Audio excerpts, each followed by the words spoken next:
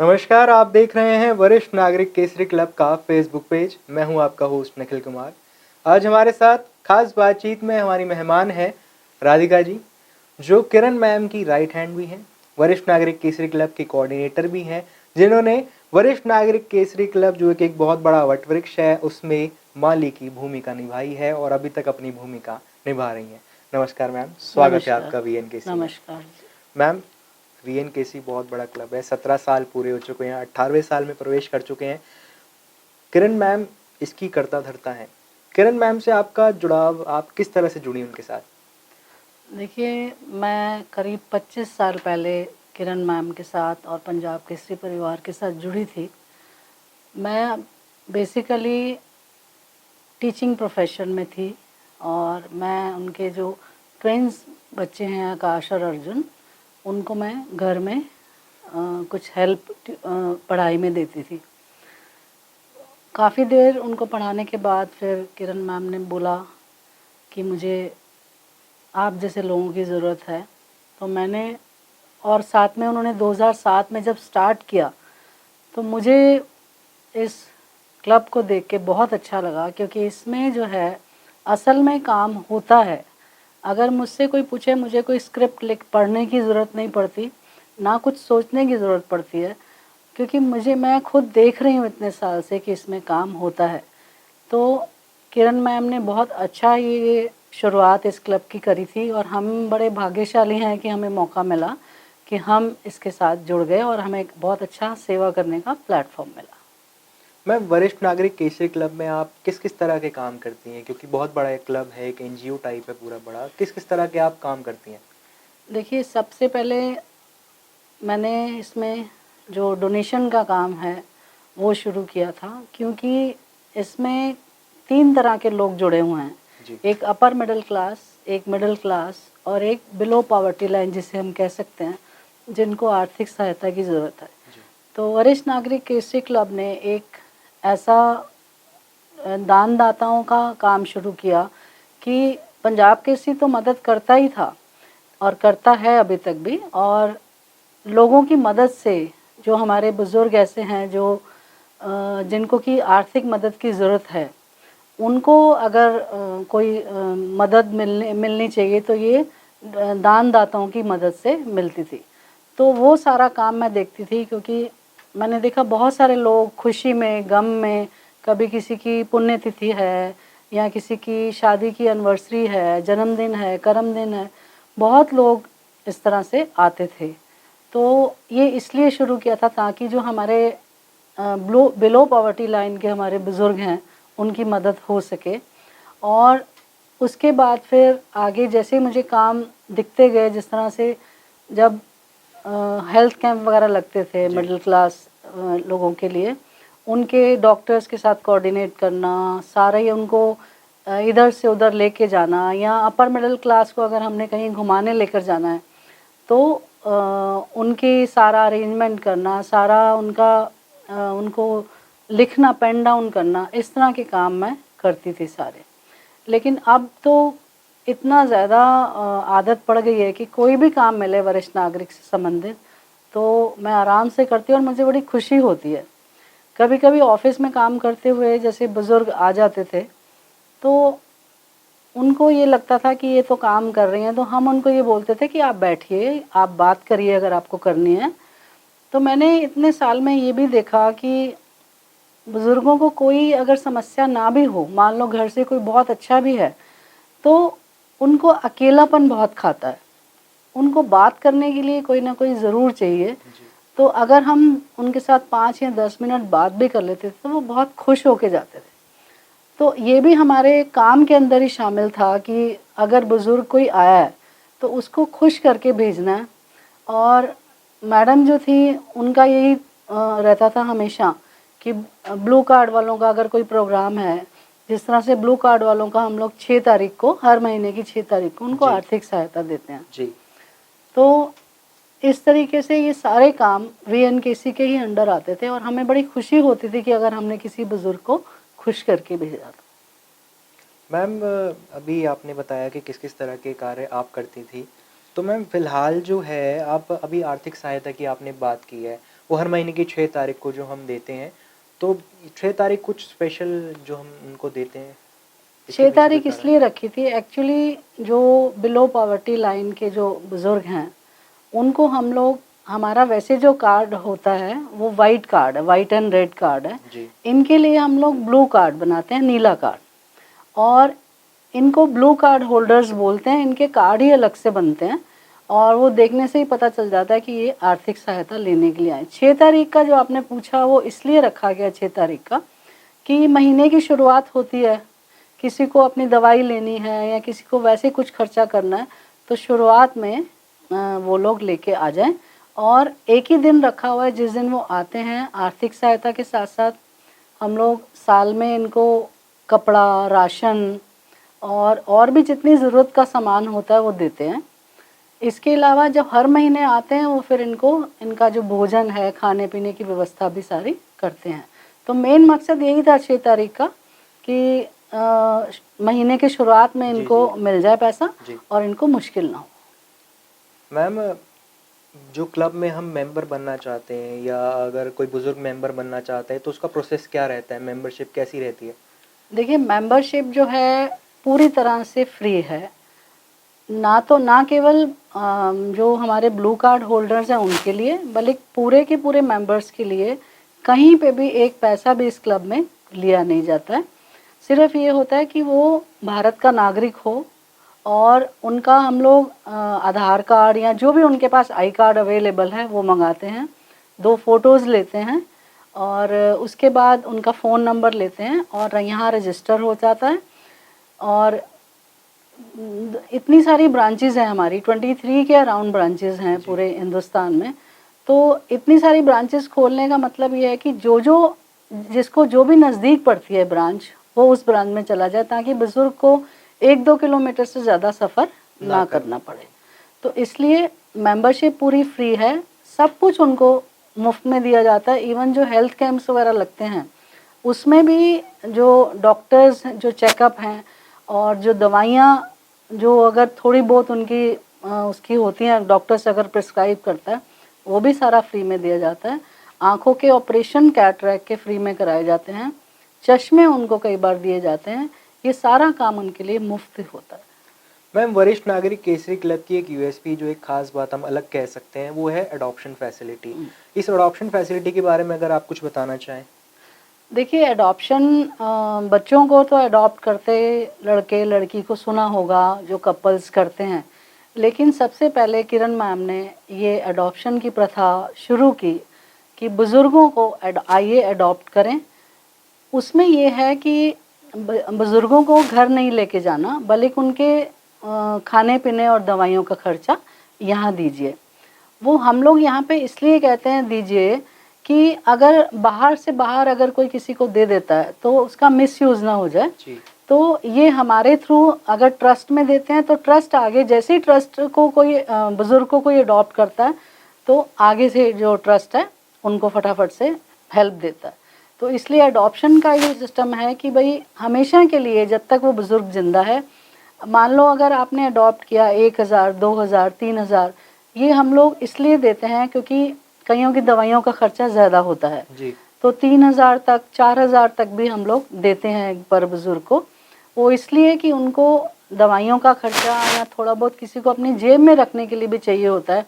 कई बार मैंने ये महसूस किया है कि उनके बच्चे जो होते हैं, बच्चों की तनख्वाह इतनी नहीं हो पाती, वो अपने माँ-बाप को साथ रहकर रोटी पानी तो दे देते हैं, लेकिन वो और ऊपर से उनको कुछ नहीं दे सकते और पैसे की ज़रूरत तो हर एक को रहती है। तो इसलिए अडॉप्शन में उनको बहुत सहारा मिलता है। हम लोग खुद अपने हाथ से बाँटते हैं। और मैं तो ये देखती हूँ किरण मैम, जब भी ये ब्लू कार्ड वालों का प्रोग्राम होता है, हमसे पर्सनली बोलती हैं कि उनको ऐसी-ऐसी चीज़ें आप दीजिए जो कि उन्होंने शायद घर में ना खाई हों या जिसके लिए वो कभी तरसते रहते हों। तो इसलिए ये एडॉप्शन का काम और बुज़ुर्गों का जो ये काम है, ये वाक़ई में वीएनकेसी की यूएसपी है, जो कि मैंने कहीं भी किसी एनजीओ में देखी नहीं है। जी। मैम, इसका प्रोसेस किस तरह से होगा? अगर किसी को अडॉप्ट करना हो किसी बुज़ुर्ग को, उसके बारे में आप बताएँ? देखिए, हमारा एक ब्रोशर बना हुआ है अडॉप्ट करने के लिए। उसमें हमने सारा प्रोसेस लिखा हुआ है कि चाहे आप तो एक हर महीने भी दे सकते हो, आपने आप 10 अडॉप्ट करो, 5 अडॉप्ट करो, 20 जितने मर्जी अडॉप्ट करो, आप मंथली भी उसका हमें दे सकते हैं, आप 3 महीने का, 6 महीने का, पूरा साल का भी इकट्ठा दे सकते हैं जी। वो आपकी मर्जी, जैसे आपको कन्वीनियंस हो। इसमें कोई वो बाध्य नहीं हो आपकी, आपको इकट्ठा एनुअली देना है, इकट्ठा देना, ऐसा कुछ नहीं है। कई लोग अब मेरे पास आते थे तो पूरे साल के भी चेक्स रख के चले जाते थे, पोस्ट डेटेड चेक्स होते थे, फिर हम हर महीने उसको डाल देते थे। तो मैंने ये भी महसूस किया है कि कई लोग तो इतने सालों साल से, जो मुझे याद भी नहीं कराना पड़ता था, और वो खुद आके अपनी डेट को दे के जाते थे। तो इससे ये हो रहा है कि बुज़ुर्गों की बहुत मदद, जितना भी वरिष्ठ नागरिक केसरी क्लब बुज़ुर्गों को मदद दे पा रहा है, उतना हम लोग बहुत अच्छे से दे रहे हैं। मैम, हमने काफ़ी सारी फ़ोटोज़ देखी हैं फेसबुक पे और सोशल मीडिया हैंडल्स पे, जिसमें आप बाहर घूमने गए हैं, आपकी भी फ़ोटोज़ हैं सिंगापुर, दुबई के बीचेस पर। तो वहाँ आपका एक्सपीरियंस कैसा रहा था बाकी मेंबर्स के साथ? देखिए, जब भी किरण मैम ने ये ट्रिप का सोचा था, क्योंकि मैंने देखा है, मैं उनके साथ इतने क्लोज रहती हूँ, वो कुछ ना कुछ उनके बारे में उनको नया देने के लिए सोचती रहती हैं। जी।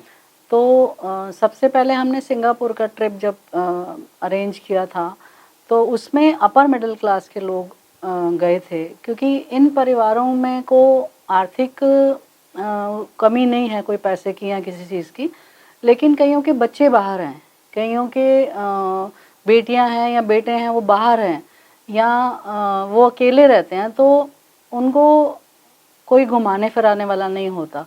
तो मैम ने सोचा कि क्यों ना ये एक यूनिक आइडिया है कि उनको बाहर का एक ट्रिप लगवाया जाए। तो उसमें मैं आपको बता नहीं सकती, इतने लोगों ने पार्टिसिपेट किया, इतनी हमारे पास रजिस्ट्रेशन आई कि हमें लास्ट में उसको बंद करना पड़ा।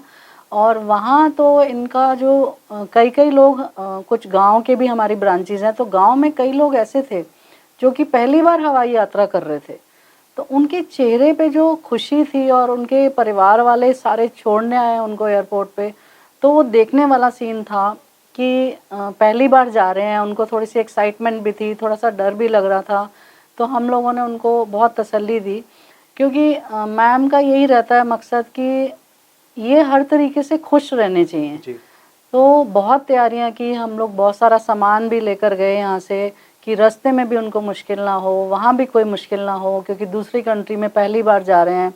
तो वहाँ पर अलग अलग जब जगह पे उनको लेकर गए, तो वाकई में उनकी खुशी देखने वाली थी। ये आप अरबों करोड़ों रुपया भी दे दोगे तो वैसी खुशी नहीं मिल पाती जितने की वहाँ उनको मिली थी। मैम, वीएनकेसी की हमारा जो क्लब है उसमें हेल्पलाइन और लीगल कंसल्ट के बारे में आप कुछ बताएंगे हमें? देखिए, हेल्पलाइन 24 घंटे चलती है। एक हेल्पलाइन मैं भी संभालती हूँ, एक मिसेस अंजू कश्यप संभालती हैं, एक मधु जी संभालती हैं। तो हमारी 24 घंटे हेल्पलाइन खुली रहती है। बहुत सारे फ़ोन्स आते हैं, सारा दिन फ़ोन आते हैं। कई तो वैसे इन्फॉर्मेशन के लिए फ़ोन आते हैं, कई वैसे ही अब इतने परेशान होते हैं कि वो हमसे बोलते हैं कि हम आपसे बात कर लें थोड़ी देर के लिए। तो हम उनको कॉन्फिडेंस में लेकर अपने, कि आप बताइए, कोई परेशानी नहीं होगी, तो वो हमें अपनी सारी घर की बात, कोई किसी की बात सारा बताते हैं, फिर हम उनको पूरी तरह से समझाकर और सेटिस्फाइड करके भेजते हैं। लेकिन कई लीगल इशू होते हैं जो कि हम लोग उसमें नहीं पढ़ना चाहते, तो फिर हम अपने जो लीगल कंसल्टेंट हैं उनके नंबर देते हैं, उनको शेयर करते हैं, और वो आगे भी बहुत अच्छे से उनका जितना हो पाता है वो उनको सॉल्व कराते हैं। मैम, अभी आपकी बातों से सुन के लगा कि मतलब काफ़ी ज़्यादा आपके लिए भी हेक्टिक हो जाता है, आप ऑलराउंडर हैं, आप सब काम करती हैं, तो फिर ऐसे भी इंसिडेंट होते हैं जब आप थोड़ा सा टेम्पर लूज़ कर देती हैं? देखिए, टेम्पर लूज़ अब हमें इतनी प्रैक्टिस हो गई है, और मैम ने हमें इतनी ज़्यादा हमें प्रैक्टिस दी है, हमें हर बात के लिए, अगर हमारे पास कोई भी कभी नया इशू आता है तो हम नेचुरली मैम से ज़रूर कंसल्ट करते हैं। और हमें कोई जर्नल फ़ोन आते हैं तो उसका कुछ नहीं है, लेकिन अगर कोई नया इशू आता है वो मैम से हम ज़रूर कंसल्ट करते हैं, और फिर वो हमें गाइड करते हैं कि इसका ऐसा जवाब होना चाहिए या इसका ऐसा होना चाहिए। तो देखिए, बुज़ुर्गों के साथ टेम्पर लूज़ करने का, मेरे ख्याल से अगर आप किसी भी ऐसे सेवा वाले प्लेटफॉर्म पे काम कर रहे हो तो टेम्पर लूज़ करने का नहीं होना चाहिए। और अच्छे से, क्योंकि वो आगे ही अगर थोड़े बहुत अगर परेशान है और हम भी टेम्पर लूज़ कर देंगे तो वो फिर ठीक नहीं रहेगा, तो फिर हमारा मकसद ही हल नहीं होगा उसके लिए। मैम मेरा एक पर्सनल क्वेश्चन ये रहेगा कि इसने 17-18 सालों में आपने जो सेवा की है, तो आपके नेचर में किस तरह का बदलाव आया? देखिए, मेरे नेचर में ये आया कि मैं हर काम बड़े हौच-पौच में या बहुत जल्दी-जल्दी में करना चाहती थी, जी। कि अगर मुझे कोई काम मिला बस 1-2 मिनट में ख़त्म हो जाए या जी, 10 जी, जी। मिनट में ख़त्म हो जाए। हाँ जी। अब इनके साथ रह के मुझे ऐसा लगा कि एक तो मतलब मुझे आगे आने वाली हमारी अपनी जो एजेस हैं, उसके बारे में हम लोग तैयार हो गए कि क्या-क्या चीज़ हो सकती है और क्या-क्या चीज़ होनी चाहिए। अब थोड़ा-सा ये है कि थोड़ा-सा ठहराव आ गया है। कई बार ये हमें बहुत कुछ सिखा के चले जाते हैं, जो कि हम शायद यंग एज में नहीं सीख पाते, और इनसे हमने बहुत कुछ सीखा है। और मैं बड़ी आभारी हूँ मैम किरण चोपड़ा जी की, जिन्होंने हमें इस प्लेटफ़ॉर्म के साथ जोड़ा और हमें सेवा करने का मौका दिया। मैम इन 17-18 सालों में आपका किस तरह का सफ़र रहा? कोई आपका यूनिक एक्सपीरियंस, कोई आपकी मेमोरी आप हमसे शेयर करना चाहते हो?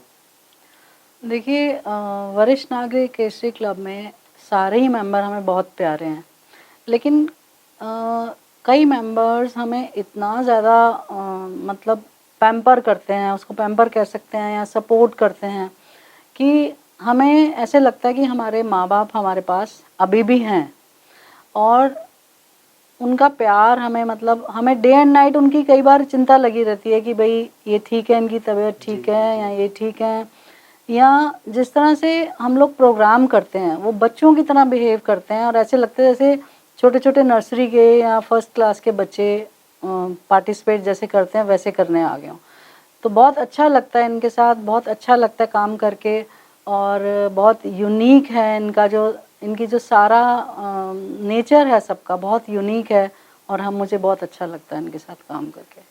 मैम, मैम से जुड़कर और वीएन केसी से जुड़कर आपको अभी तक इतने सालों में किस तरह की क्या सीख मिली है? आप खुद पर्सनली क्या एजुकेट हुए हैं?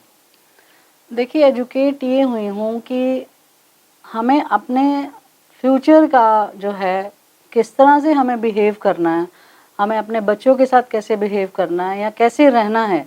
शायद हम लोग अगर इस प्लेटफ़ॉर्म के साथ ना जुड़ते, वरिष्ठ नागरिक केसरी क्लब के साथ ना जुड़ते, तो हमें वो सीख ना आती जो कि ये बुज़ुर्ग हमें दे गए हैं। और मैम का तो कोई उसमें नहीं है कि वो तो हमें हर चीज़ के लिए, कोई भी हमें समस्या हो, हम उनके साथ कंसल्ट करते हैं और वो हमें उसका ज़रूर हल निकाल के देती हैं। कभी ऐसा मेरा एक्सपीरियंस नहीं रहा कि मैंने उनको कोई प्रॉब्लम अपनी बताई हो और उन्होंने सॉल्व ना की हो। तो वो मेरा एक्सपीरियंस यही है कि मुझे आगे आने वाले फ्यूचर के लिए मैं प्रिपेयर हूँ, और मुझे किस तरह से फैमिली को या समाज को या देश को कुछ देना है, उसके लिए मैं तैयार हूँ। बहुत-बहुत शुक्रिया मैम। तो इस खास मुलाकात में आज हमारी मेहमान थी वरिष्ठ नागरिक केसरी क्लब की कोऑर्डिनेटर और किरण मैम की राइट हैंड राधिका जी। ऐसी खास मुलाकात के लिए बने रहिए हमारे साथ और देखते रहिए वरिष्ठ नागरिक केसरी क्लब का फेसबुक पेज। नमस्कार। Thank you ma'am. धन्यवाद।